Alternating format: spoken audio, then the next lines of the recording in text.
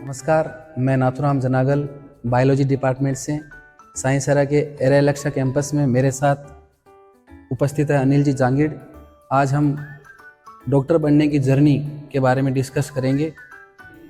Doctor बनने की journey में साइंस सेरा किस प्रकार से हेल्प करता है, इसके बारे में आप बताइए। बढ़िया, बहुत ही अच्छा सवाल है नाथू जी आपका। हम इसी बात पे चर्चा करते हैं कि नीट का जो एग्ज़ाम है वो एक नेशनल लेवल पे होने वाला बड़ा कॉम्पिटिटिव एक एग्ज़ाम है, बड़ा टफ एग्ज़ाम है। बच्चा उसके दौरान विभिन्न प्रकार के स्ट्रेस को फील करता है, कंपटीशन में आने वाले विभिन्न प्रकार के चैलेंज को फेस करता है। तो हमें उसे दोनों प्रकार से मजबूत बनाना होगा, उसे मानसिक रूप से भी तैयार करना होगा और उसे पढ़ने के लिए भी स्ट्रॉन्ग करना होगा हमें। तो साइंस सेरा उसमें कैसे हेल्प कर सकता है, उसके 3-4 मैं फैक्ट पॉइंट बता सकता हूँ।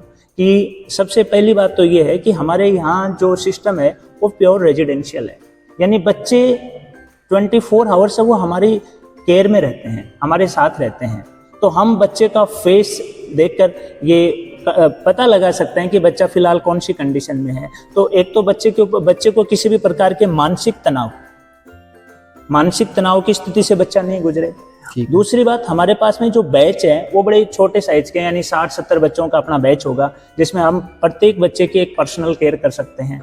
हम प्रत्येक बच्चे को उसके ग्राउंड लेवल से उस बच्चे को जानते हैं, यानी उसकी पारिवारिक पृष्ठभूमि को भी हम जानते हैं और बच्चे को भी हम जानते हैं। और हमारा पूरे मार्केट में इस बात को कि हमारा जो सिस्टम है वो सारा एजुकेटर का ही सिस्टम है, हम सब लोग ही मिलकर इस सिस्टम को चला रहे हैं। तो हम जब 10 से 12 लोगों की टीम प्रॉपर वे में यदि 200-250 बच्चों के ऊपर यदि हर टाइम काम कर रही है, तो वो बच्चा नो डाउट उसका जो ग्रोथ है वो उसमें इंक्रीज होगा, वो ग्रोथ उसका बच्चे का। तो हम उसका पर्सनल केयर कर सकते हैं, उस बच्चे को पर्सनल उसकी प्रॉब्लम्स का समाधान कर सकते हैं। और बैच बड़े नहीं होने के कारण हम प्रत्येक बच्चे के ऊपर ध्यान दे सकते हैं।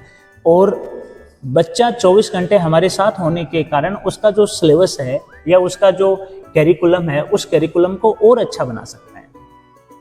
ये सारी चीज़ें हैं, ये बच्चे की जो डॉक्टर बनने की जो जर्नी है उसमें हेल्प करेंगी और बहुत अच्छा काम करेगी। और एक सबसे बड़ा प्लस पॉइंट ये है कि यहाँ मोबाइल फ्री जोन है सर, ये जो आज के समय में है। जो सबसे बड़ा बच्चा है उसके मेंटली प्रेशर आता है कि भाई वो अपना जो आधे से ज़्यादा टाइम है वो मोबाइल को स्क्रॉल करने में लगा देता है। तो ये मोबाइल फ्री जोन है पूरा का पूरा। यहाँ सिर्फ और सिर्फ फिजिकली यहाँ सारे के सारे जो बच्चे हैं वो अपने डायरेक्टली कनेक्टेड है, ताकि हम हर बच्चे की समस्या का पर्सनली समाधान कर सकें। जी, आपने बताया नीट का एग्ज़ाम उसको देना होगा। अब आप ये बताइए कि नीट के एग्ज़ाम का पैटर्न क्या रहेगा, किस प्रकार का पेपर आता है, क्या सिलेबस है उसका, कितने नंबर अगर बच्चे ने प्राप्त किए हैं तो उसको मेडिकल कॉलेज मिलेगा, गवर्नमेंट मेडिकल कॉलेज मिलेगा। देखो सर, नीट का जो एग्ज़ाम पैटर्न है, हम 2-3 बातों की बात करते हैं कि उसका सिलेबस क्या रहेगा। क्या वो सिलेबस सीनियर के बाद होगा क्या?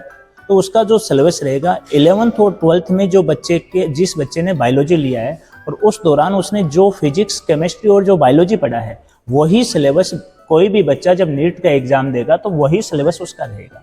पहली बात। ठीक है। दूसरी बात, जो पेपर रहेगा टोटल 720 नंबर का पेपर होता है और उस 720 के नंबर के पेपर को हम 3 कैटेगरी में डिवाइड कर सकते हैं। 720 नंबर का पेपर में 180 क्वेश्चन आते हैं, जिसका 50% जो है मार्क्स हैं वो तो बायोलॉजी के रहते हैं। यानी आप मान के चलो कि 180 नंबर का 180 क्वेश्चन का जो पेपर आएगा उसमें 90 क्वेश्चन तो रहेंगे बायोलॉजी के। बायोलॉजी के 2 पार्ट हो गए, एक बॉटनी हो गया और एक जूलॉजी हो गया। और जो 90 क्वेश्चन हो गए वो सर हो गए, उसमें से 45 क्वेश्चन सर फिजिक्स के हो गए और 45 क्वेश्चन केमिस्ट्री के हो गए। तो आप टोटल मिला के क्वेश्चन कितने हुए? 180। और प्रत्येक क्वेश्चन है उसका जो मार्क्स होंगे वो 4 नंबर होंगे, तो टोटल 720 का हो गया सर। और उस दौरान बच्चे को इस चीज़ पे भी ध्यान रखना होगा कि यदि कोई भी बच्चा सही क्वेश्चन करता है तो उसको उसके 4 मार्क्स मिलेंगे। यदि बच्चा तुक्का मार प्रणाली से करता है तो उसके मार्क्स मिलेंगे नहीं कि कटेंगे, एक क्वेश्चन गलत होने पे 1 नंबर कम होगा। और यदि बच्चे को क्वेश्चन पे कॉन्फिडेंस नहीं और बच्चा क्वेश्चन को नहीं कर पाता है तो ना तो उसको मार्क्स मिलेंगे और ना उसके मार्क्स से कटेंगे। तो टोटल 720 नंबर का पेपर होगा, 180 क्वेश्चन आएंगे, 3 घंटे के आसपास बच्चे को टाइम मिलेगा और उस दौरान बच्चे को 11th और 12th का फिजिक्स, केमिस्ट्री और बायोलॉजी का सिलेबस अपना पढ़ना होगा, जो 11th और 12th में चलता है। NCERT बेस्ड है, कंसेप्चुअल है, जो भी मैटर है। ये बात तो समझ में अनिल जी, लेकिन अगर किसी बच्चे के नीट में स्कोर रहता है 300 नंबर, 400 नंबर, 250 नंबर, तो कैसे निर्धारित होगा कि बच्चे को मेडिकल कॉलेज मिलेगा, गवर्नमेंट कॉलेज मिलेगा? देखो सर कि 720 नंबर का पेपर हुआ बच्चे का हो सकता है किसी बच्चे ने 200 मार्क्स हासिल किए, हो सकता है किसी बच्चे ने 400 मार्क्स हासिल किए, हो सकता है किसी बच्चे ने 720 में से 720 भी लिए हैं जो पिछले 1-2 साल में आए हैं। तो डॉक्टर तो 500 वाला भी बन सकता है, डॉक्टर 400 वाला भी बन सकता है और डॉक्टर 720 वाला भी बनेगा। तो मेरे कहने का मतलब ये है कि पूरे इंडिया में 750 मेडिकल कॉलेज, जिनमें से गवर्नमेंट और प्राइवेट मेडिकल कॉलेज, जिनमें अलग अलग प्रकार के मेडिकल कॉलेज आ गई, प्राइवेट मेडिकल कॉलेज है, गवर्नमेंट मेडिकल कॉलेज है, एम्स हैं, इसके अलावा जैसे जिपमर हैं, इसके अलावा ESIC टाइप के इंस्टीट्यूट हैं, इसके अलावा MNC हैं। तो इतने सारे इंस्टीट्यूट में टोटल 1 लाख सीट फिल की जाती है और उन 1 लाख में से लगभग 60,000 सीटें तो गवर्नमेंट की हैं, गवर्नमेंट मेडिकल कॉलेज में हैं। जैसे अपने राजस्थान में 22 गवर्नमेंट मेडिकल कॉलेज हैं, एम्स जोधपुर है, इसके अलावा ESIC का सेंटर है और इसके अलावा 40,000 जो सीटें हैं वो प्राइवेट से फिल की जाती है। यानी हर साल, जैसे अपने इसी साल के रिकॉर्ड की बात करें, इस साल नीट का एग्जाम 22 लाख बच्चों ने दिया और उन 22 लाख बच्चों में से जो टॉप 1 लाख बच्चे रहेंगे, यानी उसमें से जो टॉप 60,000 बच्चे रहेंगे, उनको तो मिलेगा गवर्नमेंट मेडिकल कॉलेज का MBBS सीट, जहां उनको अगले 5.5 साल अपनी MBBS की पढ़ाई करना है। और जो पीछे उनके पीछे जो 40,000 और बच्चे हैं, उनको मिलेगा प्राइवेट मेडिकल कॉलेज। यानी उन 22 लाख बच्चों में से लगभग टॉप 1 लाख बच्चे अपने MBBS की पढ़ाई विभिन्न प्रकार के मेडिकल कॉलेज में कर सकते हैं। अनिल जी, आपने आप भी बताया कि 22 लाख बच्चों में से 1 लाख बच्चों का ही सिलेक्शन होने वाला है, तो ये एग्ज़ाम बहुत कठिन एग्ज़ाम में से माना जाता है। तो इसकी तैयारी कब से करनी चाहिए बच्चे को? देखो सर, नीट का 3-4 पॉइंट पे हम डिस्कस करते हैं कि जैसे मान लो किसी बच्चे ने इस साल, जैसे अभी 2025 में सीनियर एग्जाम क्वालिफाइड किया और उसके बाद में तुरंत जैसे 4 मई को उसका पेपर हुआ, तो जब उसका 4 मई का जब पेपर हो रहा है, उस समय उसके साथ सिर्फ वो बच्चे ही नहीं है जिन्होंने इस साल अपना सीनियर का एग्जाम दिया है, क्योंकि आप भी ये जानते हैं और पूरे जो अपने जो अभिभावक हैं, जो सारे लोग बच्चे देख रहे हैं, वो भी इस बात को जानते हैं कि बच्चा कितने भी ड्रॉप ले सकता है, दूसरे साल भी तैयारी कर सकता है, तीसरे साल भी तैयारी कर सकता है। तो उसके साथ ऐसे बच्चे भी एग्जाम में बैठे हैं जिन्होंने आज से 5 साल पहले सीनियर का एग्जाम दिया है, 3 साल पहले एग्जाम दिया है। तो उन सब बच्चों के कारण धीरे धीरे क्या हो रहा है कि कॉम्पिटिशन बढ़ रहा है, और जब कॉम्पिटिशन बढ़ रहा है तो जो मार्क्स का जो क्राइटेरिया है वो भी बढ़ रहा है। ठीक है सर। अब हम इस चीज पे बात करते हैं कि बच्चे को कब से तैयारी करना चाहिए। अब गवर्नमेंट के हिसाब से तो बच्चा जब सीनियर का एग्जाम पास करे और उसके बाद में उस चीज की तैयारी करे, और उसमें 11th और 12th का ही सिलेबस है। लेकिन कंपटीशन बढ़ने के साथ साथ, जानकारी बढ़ने के साथ साथ बच्चे हैं वो शुरुआत से तैयारी करने लग जाते हैं। फॉर एग्जाम्पल सर हम बात करते हैं, जैसे 2 स्टूडेंट हैं, एक स्टूडेंट ऐसा है जिसने सीनियर के बाद में पहली बार 720 मार्क्स का पेपर को फेस किया है, देखा है पहली बार उस बच्चे ने पेपर देखा है। उसने 180 क्वेश्चन के OMR शीट के साथ उस पेपर को पहली बार देखा है। सर एक बच्चा ऐसा है, अपने बात करते हैं जनरली। और दूसरा एक ऐसा बच्चा भी है जिसने 3 सालों से दे रहा है, जिसने लगातार 3 साल से, एक ऐसा बच्चा भी है जिसने 9th से अपनी पढ़ाई को स्टार्ट कर दिया। अब वो 9th से, 10th से, कुछ बच्चों ने 11th क्लास से, उन बच्चों ने अपने पेपर दिए। जैसे अपने 11th वाले बच्चे की बात करें कि जैसे एक अपने पास ऐसा बच्चा है जो 11th में हुआ है और एक ऐसा बच्चा है जिसने सीनियर पास आउट किया। अब जो बच्चा 11th में हुआ है उसने 2 साल यदि ऑब्जेक्टिव पैटर्न पे काम किया, जिसे फाउंडेशन बोला जाता है, और 2 साल के दौरान उसने कम से कम 100 के आसपास उसने 720 मार्क्स के पेपर को फेस किया है, और उसके बाद में वो उस एग्जाम में बैठा है।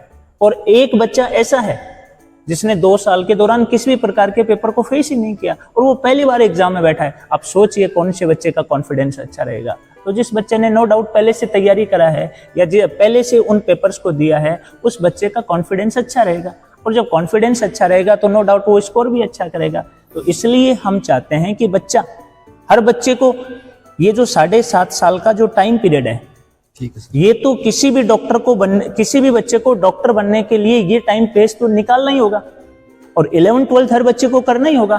तो क्यों ना बच्चा 11th के साथ इस काम को करने लग जाए। उसका क्या बेनिफिट होगा सर? उसको वो जो सिलेबस करना है 11th 12th के दौरान ही उसको इस चीज का आकलन हो जाएगा कि मैं इस चीज के लिए, मैं इस काम को करने के लिए कितना प्रिपेयर हूं। तो 11th 12th के साथ वो अपनी पढ़ाई भी करे, क्योंकि सिलेबस कोई चेंज नहीं है, सिलेबस तो सेम ही है। जो बच्चे का नीट का एग्जाम लगेगा वो उसमें भी वही सिलेबस है, और जो उसका 11th-12th का सिलेबस है वो भी सेम ही है। तो कम से कम 2 साल जब बच्चा तैयारी करेगा तो उसका कॉन्फिडेंस लेवल अच्छा होगा और वो चीज़ों को बहुत अच्छे तरीके से कर पाएगा और पेपर को बड़े अच्छे तरीके से मैनेज कर लेगा, हैंडल कर लेगा। इसलिए मेरा यही मानना है नाथू जी सर कि यदि बच्चे को डॉक्टर बनना है तो वो अपनी तैयारी के लिए वेट ना करे। वो ये नहीं सोचे कि पहले मैं सीनियर पास कर लूँ, सीनियर में बहुत अच्छा एक परसेंटेज का परसेंटेज ले आऊँ, क्योंकि बच्चा 98 लाता है या 75 लाता है या 65 लाता है। हर बच्चे को यदि डॉक्टर बनना है तो उसको नीट का एग्जाम देना ही पड़ेगा। तो इससे अच्छा ये है कि वो 11th के साथ ही अपनी पढ़ाई को चालू रखें।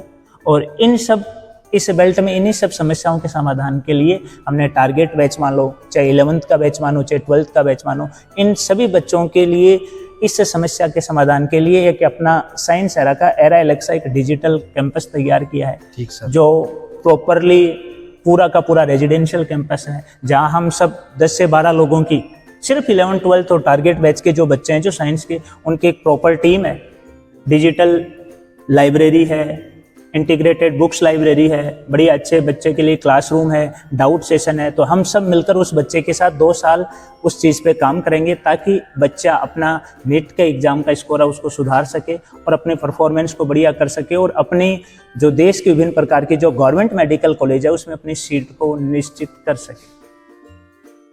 तो इन्हीं सब चीज़ों के लिए हम आपसे जुड़े हैं। Thank you.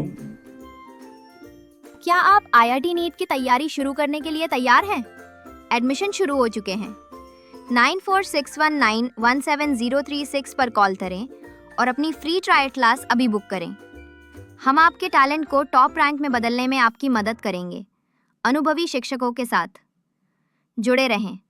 हमारे इंस्टाग्राम पेज को फॉलो करें और पाएं एक्सपर्ट टिप्स, अपडेट्स और मोटिवेशन।